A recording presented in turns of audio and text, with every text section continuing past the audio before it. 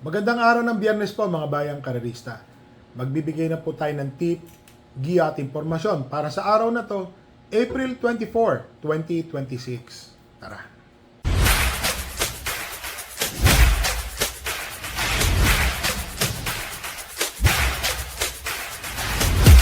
Sa mga bayang karerista, ngayon pong araw ng Biyernes, meron pong hinandang 8 karera. Pakita ko lang po ang ating kopya. Ito ang ating kopya ha. Po. Salamat nga pala ulit kay Speedform. Yan, sa kanya po nanggagaling.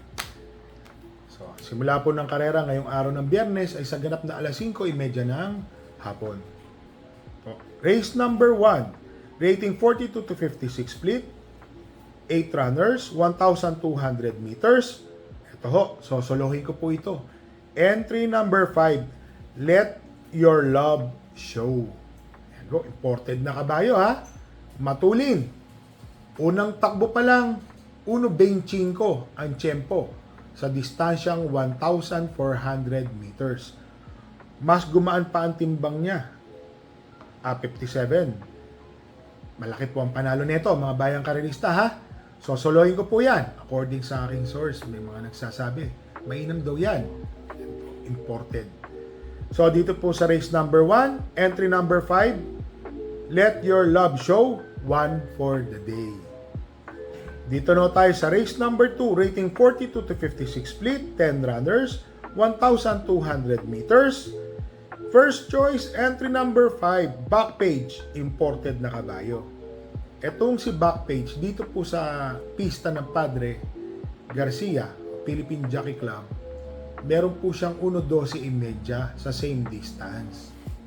Tapos consistent na doon siya mabuting-mabuti mga bayang karerista eh.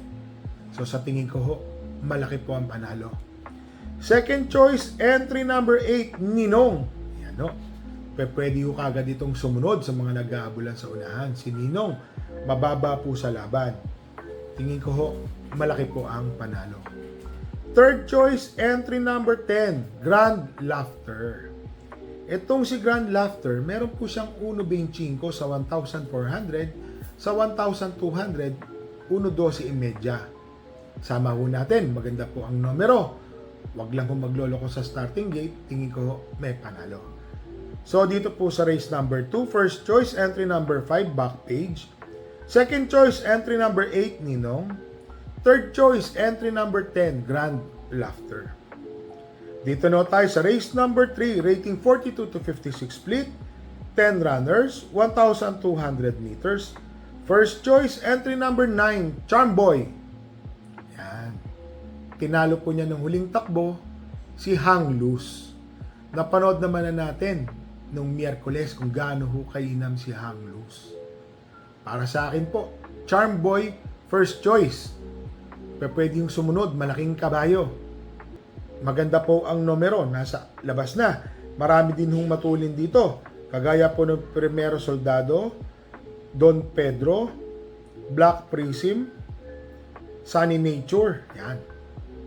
Charm Boy, malamang manonood po ito ng tersero, kwartong malapit.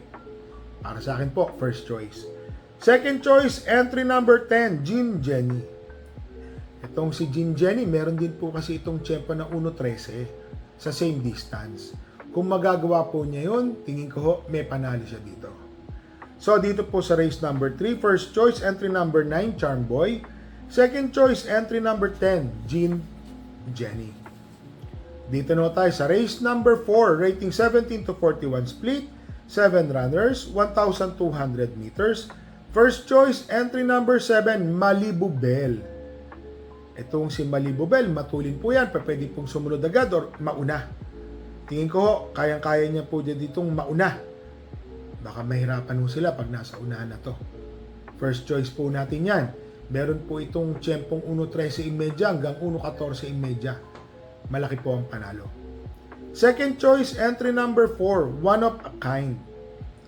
Minsan maganda po kasi lumundag si One of a Kind, nasa unahan agad. Minsan naman, Romere-Mate at minsan nasa gitna. Baga sana versatile po na kabayo to. Pwedeng nandoon agad, pwedeng off the pace, magaling na kabayo. Tingin ko ho, may panalo po ito mga bayang karerista. Naglagay po ako ng third choice. Entry number 1, Marquis Angel, JB Hernandez. Maganda po ang numero niya. Baka ito na rin po yung humabol kay Malibu Bell. Baka sakaling matsambahan, magandang dihado. So dito po sa race number 4, first choice entry number 7, Malibu Bell. Second choice entry number 4, One of a Kind. Third choice entry number 1, Marquis Angel. Dito na tayo sa race number 5, rating 17 to 41 split, 8 runners, 1,200 meters. First choice couple entering 4 and 4A, Muni Maniman and 4A Mr. Manilenial. Matuling kabayo si Mr. Manilenial. Muni Maniman pwede pong nasa tersero pwesto at papalakas lang. Parehas pong may panalo. Second choice entry number 6, Golden Petita. Matulin po ito. Baka sakaling alam nyo na, mapagtyagaan at makaraos manalo. Third choice, entry number 2, Step Bell. Meron po siyang 1.13 medya sa 1,200 meters. Tingin ko, malaki din po ang panalo mga bayang karerista. So dito po sa race number 5, first choice, couple entry 4 and 4A, Muni Maniman, Mr. Manilenial. Second choice, entry number 6, Golden Petita. Third choice, entry number 2, Step Bell. Dito na tayo sa race number 6, rating 17 to 41 split, 1,200 meters, 8 runners. First choice, entry number 8, Shanghai Chic. Ang dami hong matulin. Itong si Shanghai Chic, malamang manonood po ito ng pang-4 or pang-5. Tingin ko, malaki po ang panalo ni Shanghai Chic, mga bayang karerista. Second choice, entry number 6, Leviathan. Ito pong si Leviathan, may panalo po ito dito ng 1.14 medya. Kung sakaling magagawa po niya yung tiyempo na yun, alam ko dito kumilos siya ng maganda sa Padre Garcia sa Philippine Jockey Club. So sama po natin, magandang dihato. Naglagay po ako ng third choice, entry number 7, Popoy and Basha. Kung sakaling hindi po siya malutya sa unahan, tingin ko malaki po ang panalo ni Popoy and Basha. Ilang o, gaya ng sinabi ko, Twinkle Toes, entry number 1, number 2, number 5, sobrang tutulin niya mga kabayo na yan. So, baka mapahirapan lang po. Kaya nilagay kong third choice, si Popoy and Basha. So, dito sa race number 6, first choice, entry number 8, Shanghai Chic. Second choice, entry number 6, Leviathan. Third choice, number 7, Popoy and Basha. Dito na tayo sa race number 7, rating 17 to 41 split, 1,200 meters, 8 runners. First choice, ito po, galing na galing po ako dito. Entry number 4, Gentle Giant. Yan. Bakit to? Alam naman natin kung gaano kagaling to. May takbo po itong dihado na metahan po siya. Nasigundo siya. Kung magagawa lang po niya yung tiyempo na yun, parang 1.13 po yun, kung di po ako magkamali. Horse to beat po siya dito. Second choice, entry number 1, French Leather, RC Tabor. Malaki din po ang panalo nito. Kung mapapansin nyo, nandoon tong kabayo na to. Natitimbang na po. Segundo, tersero, kwarto, nandoon. Kung mapapanood nyo, malapit na po siya. Naglagay po ako ng third choice. Entry number 3, Bonnie Avenue. Yan o. Sa akin nyo lang kung maririnig yan. Labas po yung kabayo ko na yan. Tingin ko, dyan po talaga siya pwedeng makatsamba o magpanalo sa pista ng Padre Garcia or sa Philippine Jockey Club.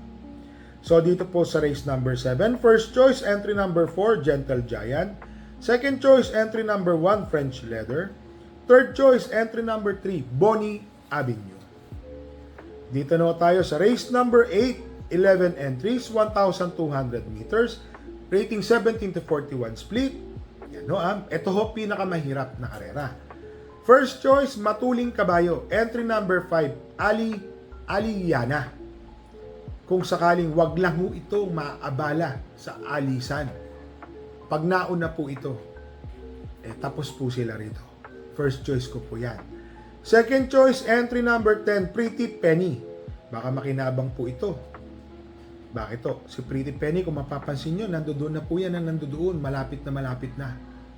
Baka sakaling mabatak na po yan, tingin ko, malaki po ang panalo. Naglagay po ako ng third choice. Entry number 11, Marangal. Nung nakarano, maganda ho pinakita ni Marangal, mga bayang karilista. Tinalo nga lang po sila, sabihin na natin ng kabayan natin. Pero para sa akin po, si Marangal, meron yan. Ako mismo, minsan nag-oobserba po ako sa mga takbo. Pag itong si Marangal, nandoon, natuto na po ang rumemate. Tingin ko, malaki din po ang panalo. So, dito po sa race number 8, first choice, entry number 5, Aliana. Second choice, number 10, Pretty Penny. Third choice, entry number 11, Marangal. Mga bayang karilista, last race po ito, paratingan. Magdagdag po tayo dyan. Ako kasi talagang, ito po ang korsonada ko.